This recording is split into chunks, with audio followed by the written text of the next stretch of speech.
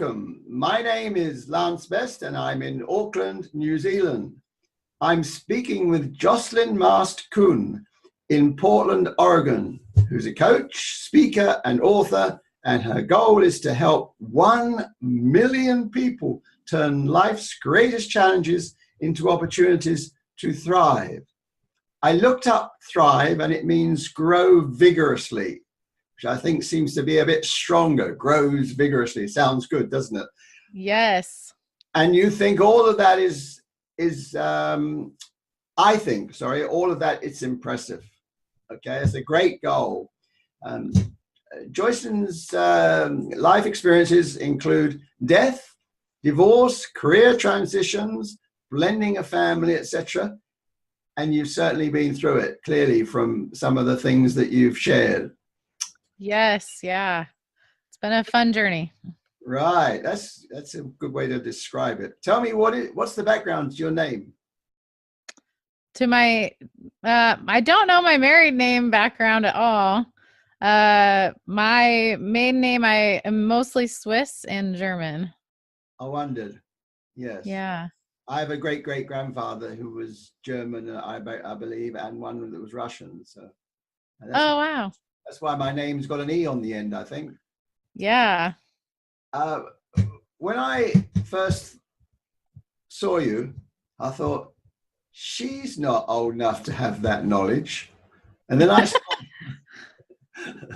10 years learning and a son. It shows how easy one can be misled by appearance. Yes, it can.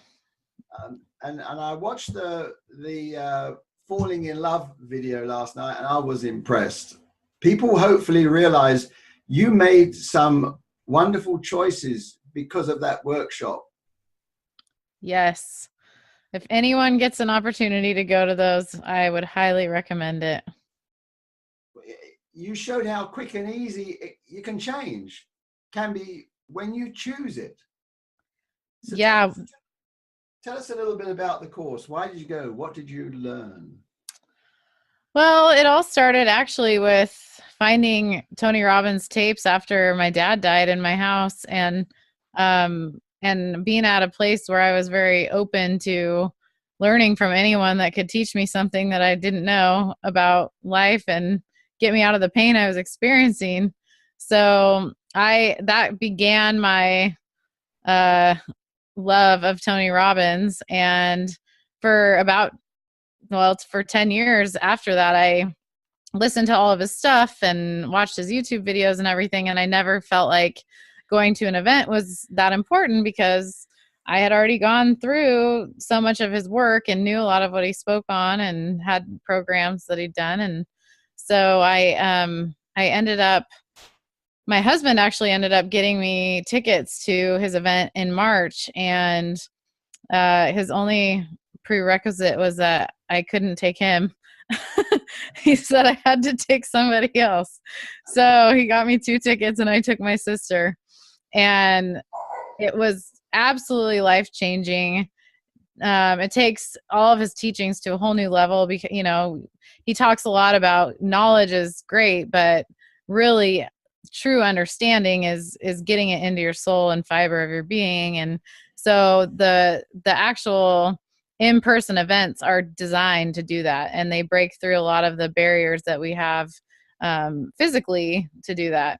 So that was the difference, I think. And being around 12,000 people that are all so like-minded, so into growth, so into improving their lives, it was just the most inspiring experience I've ever had in my life. And I just felt so moved by it that I knew I wanted to go back. And I actually got invited back as a guest the second time just a couple weeks ago to Chicago, and got to have a front row experience and just took it to a whole nother level of extreme. And it was a beautiful, wonderful time with 2 women that I consider now to be really great friends. And so it became even more empowering going and getting to experience it at that level. So it's there's no point in watching a game on the TV. It's better to go and experience it. Yes, definitely. I tell you, Yeah. you beat me to your first book. I started mine. Yeah, oh no, sorry. You beat me. You started yours. I'm sorry. Oh yeah, sorry. You beat me to your first book. I started mine in 19 something, probably about 1970. If I ever get round to finishing it, I will be the great.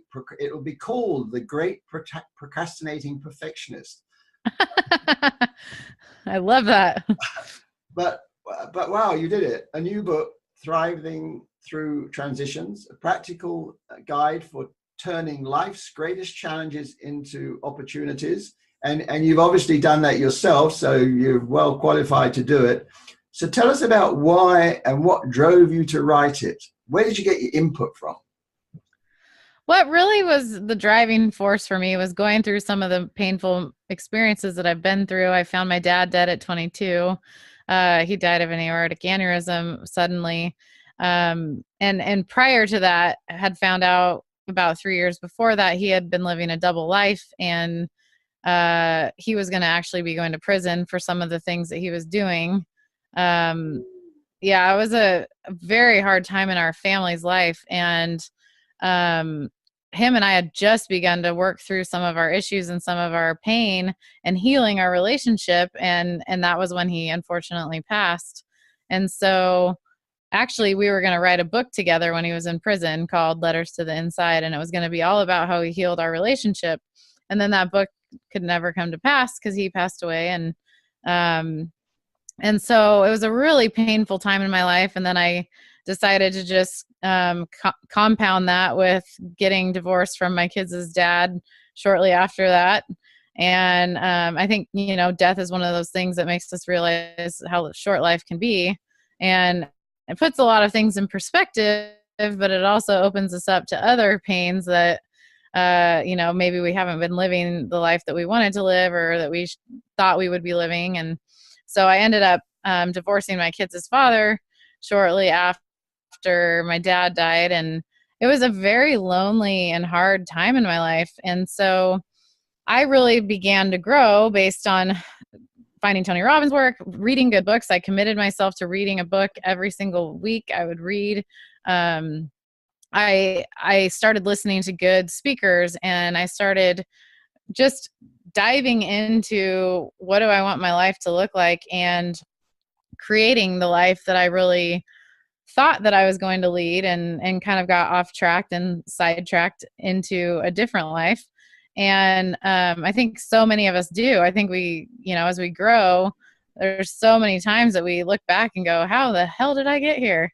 And instead of wallowing in that, I think we have a choice, and we can always choose, no matter how old we are, to start over again or to become the person that we always thought we wanted to be. And um, so for me, the book was really born out of there not being enough resources, I felt like, for people who are going through these difficult life transformations and transitions. And I really started in the last year and a half to kind of work backwards and go, okay, what were the major things that I needed at that time, and what were the things that really helped me transform my life? And I basically deconstructed that into what is now my book and the 5-step process that I take people through while they're going through these difficult transitions. And I think it's also important to note that, pain is very relative. So there's people out there who've experienced far worse things than I've ever had to experience. And there's people out there that feel like, oh, maybe my problems aren't that significant because it's not as bad as this or that. Well, we all have things that we want to transition from and into. And, a transition by definition is moving from one place to another.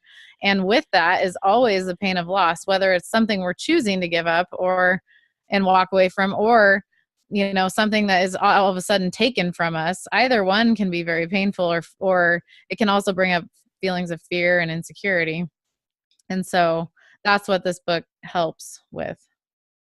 Oh, good. Um, there's you know, there's so many people try things. I mean, they go from one diet to another. They try one course.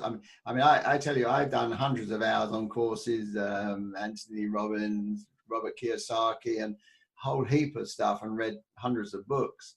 What enabled you to break through? What kept you going? Is there one thing or was it a combination of things?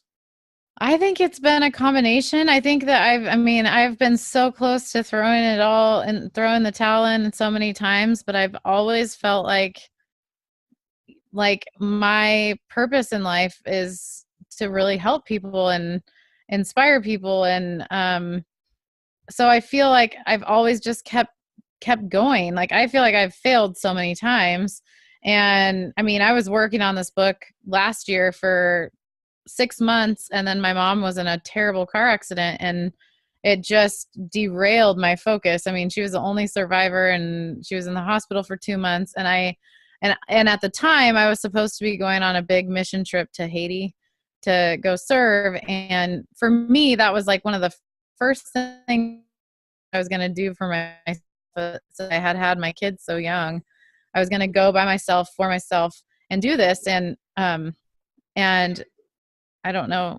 I hope my internet's okay.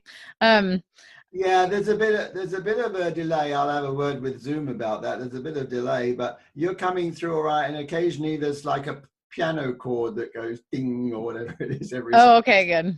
But that's okay. all right. Well, we're getting you. Okay, good. But anyways, I just, because I couldn't go on that trip, and my mom was in the hospital and all of that, I felt like, why do I even try? The last time that I was trying to write a book, my dad died.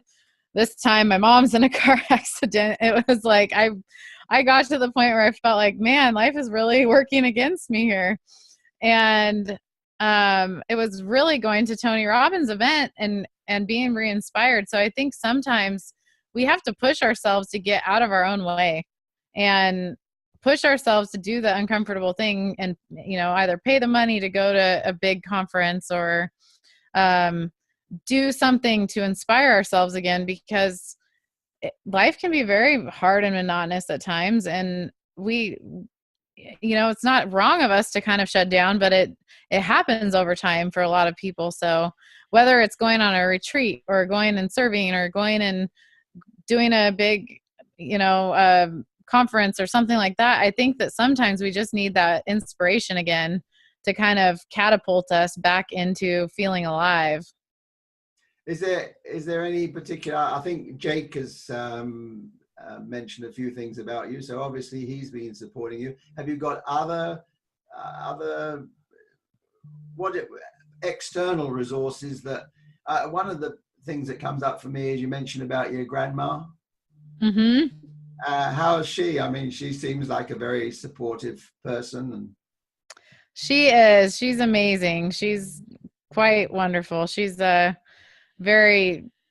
she's always been such an inspiration and gone through so many hard things herself. And she's been amazing. I have a really amazing family. I'm the oldest of 5 kids. My mom and I are super close, and she's recovering and all of that now. And but I love all my siblings, and I have my own kids, and so I have tons of support, but I also invest a lot in my own support.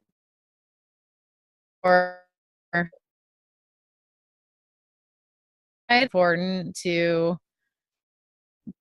basically invest in yourself, and whether it's through a coaching program or mastermind group or a training, do something that is going to keep you invested. And for me, another thing that really changed my life was hiring a coach. And so that was one of the biggest things that I did for myself last year. And then I've continued with that. And now I actually work with 3 different coaches for 3 different aspects of my training. And if you look at the best people in the world at whatever they do, they all have coaches. So if you really want to take your game to the next level in anything that you're going to do, coaching is going to help you no matter what.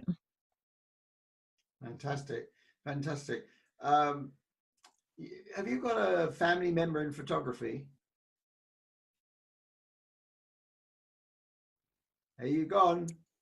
Are you there? I was gone. I couldn't hear you there for a second. Okay. Have you got a family member in photography? I don't really. I have my brother's a videographer, but I don't have anyone. I saw something on the internet about oversized model, and the person, the photographer, was a Kuhn.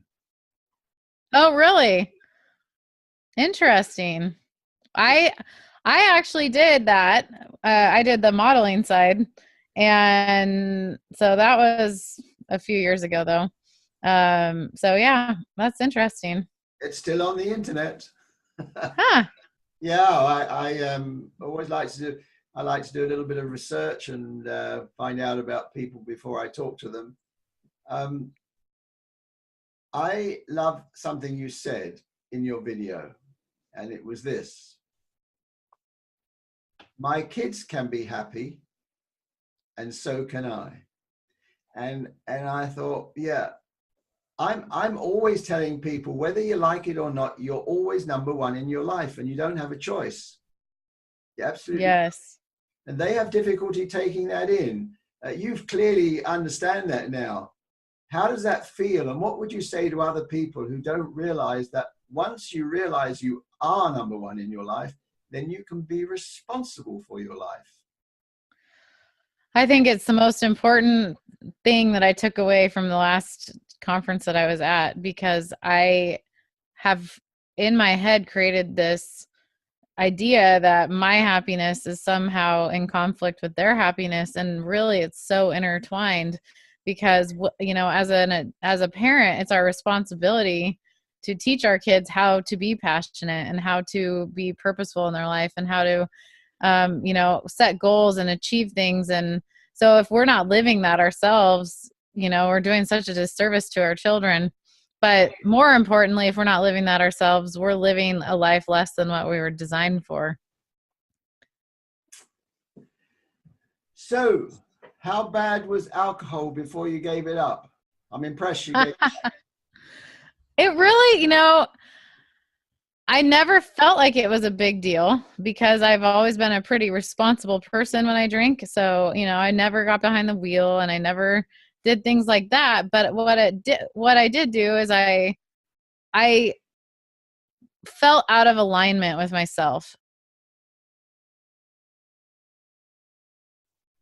Drink, for me, it felt like every time that I would, the next day I'd wake up and go, oh, did I say that last night? I hope I didn't say that, or I hope I did this. And it was a very eye-opening experience to go through giving that up and realizing how, even though I didn't feel like it was a big deal, it really was. It was taking me off of my purpose so many times. And, you just feel a little bit crappy one night. And then the next night, if you have one more drink, the next day, you're going to feel just a little bit crappier. And so I think over time that just kind of compounds and you end up feeling a whole lot less than what, than great, I guess.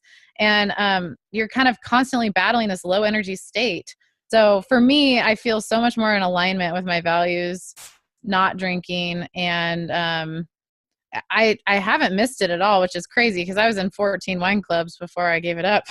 So I was no small time wine drinker.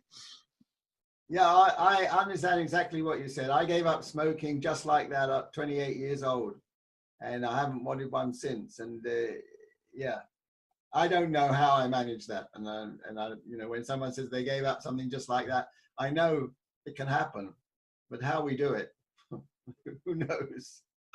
Yeah, it's been a bigger issue for people around me than for me. Yeah, I bet. Well, that's one of the toughest things about change. Your people Yes. don't want you to change. Right. So you've got to have support and gain the strength to tell people, this is who I really am. Take it or leave it. Yes. And that's hard for people. Yeah, it is, especially when they're very close to you. Let me. Yes. we've talked a little bit about this, but hey, I just wanted to give you a moment to Tony Robbins, Unleash the Power Within.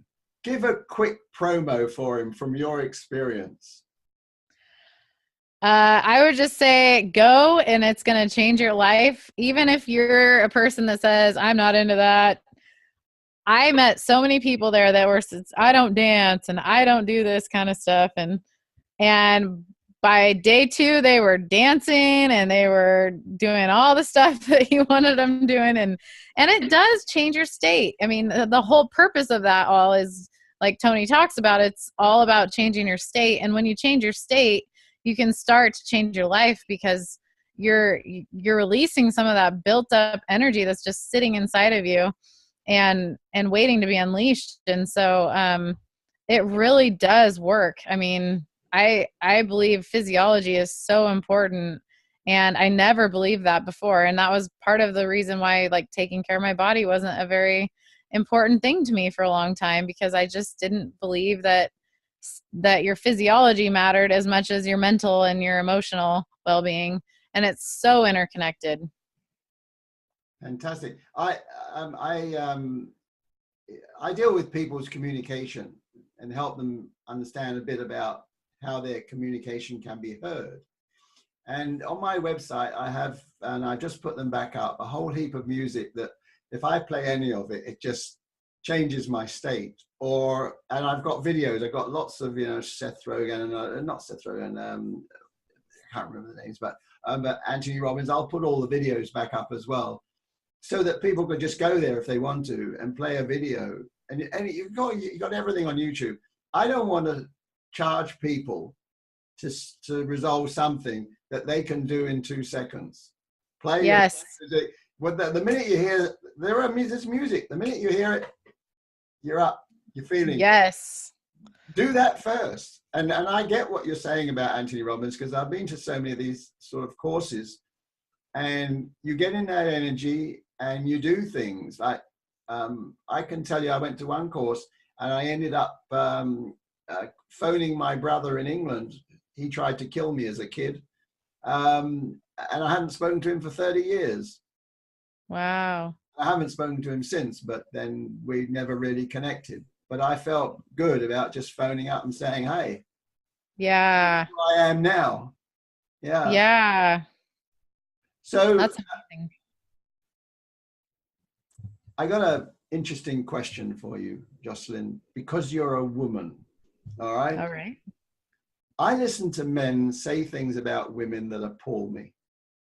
At the same time, I've heard women say things about men that appall me. I know men have done horrible things to women, and I know some women who've done horrible things to men. We're all in this world together, whether we like it or not. So we can either get on, or we can spend the rest of our lives bitching about it. I just, for the sake of men, I'm going to take this excerpt out and put it on this group that because of some of their discussions are so one-sided. They don't see people as individuals. So you're, to me, a person, not a woman, if that makes sense. And Yes. one person who's got the right to be negative about women, but I don't see the point. And I don't even understand women anyway. But this is the question. Can you share your views on this men and women issue that we seem to be facing today?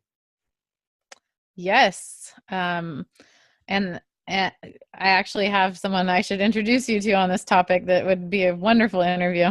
But I personally believe that the more that we create this barrier between men and women, or black and white, or anything that creates separation, we move away from love.